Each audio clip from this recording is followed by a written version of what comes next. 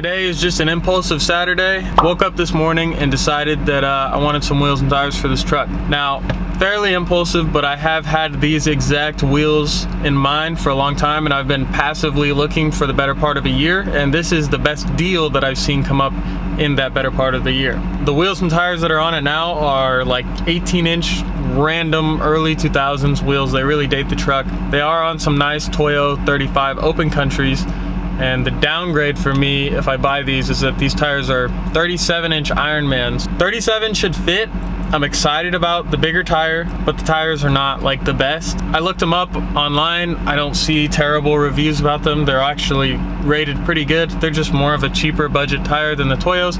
I never bought the Toyos on this truck to begin with, and I probably wouldn't have just because there's so much money. But in celebration of me doing injectors on this truck and spending $3,000, you know, what's another $750, $700, whatever it ends up being, for some nice wheels and tires, because that is going to be the best, most transforming mod on the truck so far. It's just bringing it back to life with some newer wheels and tires. So I'm going to meet this guy. He agreed to meet me a little closer to where I'm at, still like a 4-hour round trip, but let's go meet up with this guy, get these wheels and tires, see what's up.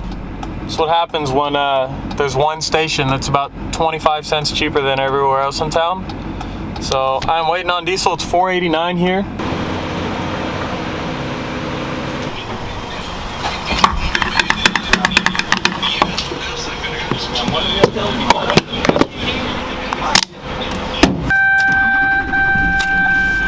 $347 miles.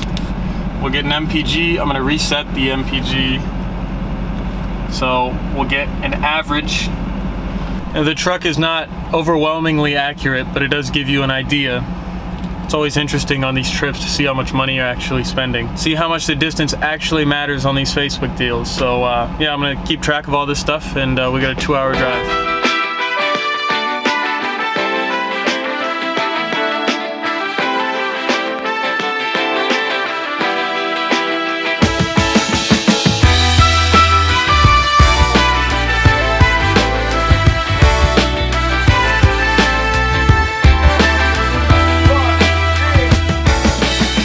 I just picked up the 5 stars on 37s.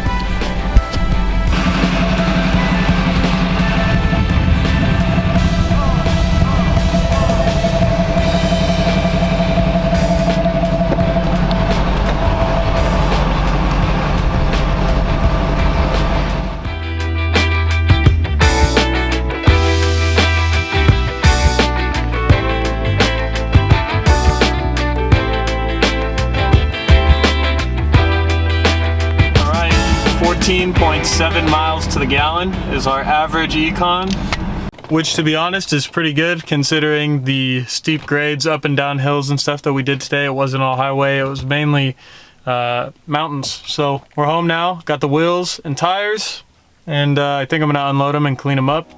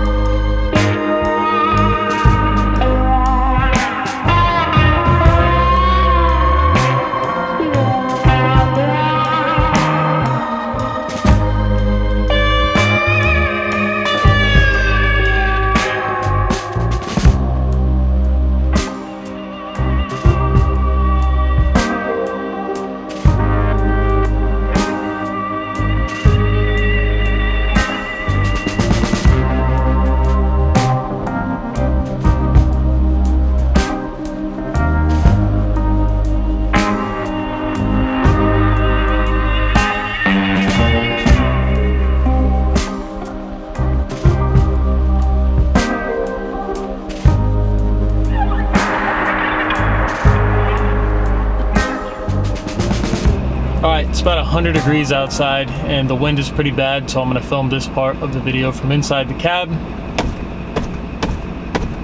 If you own one of these trucks, you know that noise. I have to replace that. Anyways, you can see the truck is on 37s on the LTZ stocks. Big shout out to Sylvester at 𝙨𝙪𝙧𝙚 Plus. I don't think that he's gonna watch this video, but I know he watches them every once in a while. So if you are watching it, thank you for putting up with this monstrosity of a truck. So I took him over to his shop. He mounted them for me. So much easier than me with a tiny little jack. So well worth it. So the adapters that I'm on are the ECCP, I believe they're called. They're off Amazon, just random adapters. Just torqued with Loctite. They should be okay. And if they're not, you will definitely hear from me.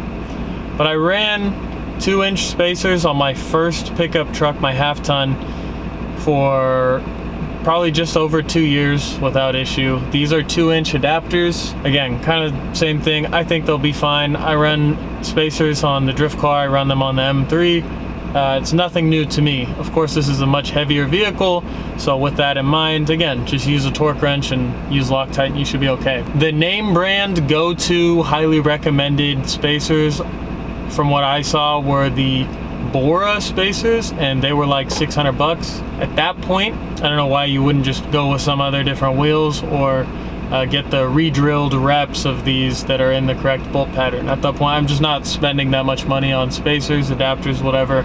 Just, it doesn't make enough sense to me to do it. If you want to spend that money, go and do it. But how does everything fit with this setup? To be honest with you, I'm pretty surprised. There's pretty much zero clearance issue. And of course, this truck was already lifted on the 35s, so the plastic little like front fascia piece has already been trimmed, but it hasn't been trimmed a ton. It's just a tiny little cut off of it, and with that tiny cut of clearance, it works great. They actually fit awesome. You can pretty much go lock to lock without rubbing anything. Once you're like full lock, there's a little rub on the fender liner, but that is something that can easily be massaged out with a heat gun.